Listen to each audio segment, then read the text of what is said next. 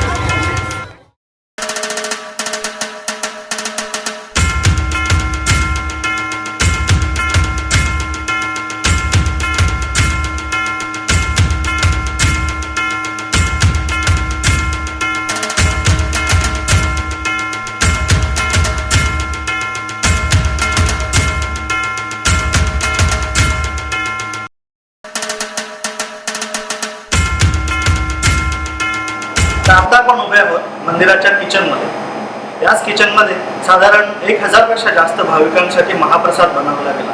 या संपूर्ण कार्यक्रमासाठी आपल्या मंडळाचे साधारण 120हून जास्त व्हॉलंटियर्स कामाला होते। त्यात 40 ते 50 व्हॉलंटियर्स याच किचनमध्ये ऍक्टिव्हली सहभागी होते। नेब्रास्का मराठी मंडळाने यावर्षी महाप्रसादासाठी अस्सल महाराष्ट्रीयन पद्धतीचा मेनू करायचा ठरवलं होतं। त्यासाठी बटाटा भाजी, पुरी, श्रीखंड, आमटी भात, लोणचं, कोशिंबीर अशा प्रकारच्या पदार्थांची मेजवानी भाविकांना चाखायला मिळाली। तर पाहूया याच किचनमध्ये काय काय घडामोडी घडल्या होत्या।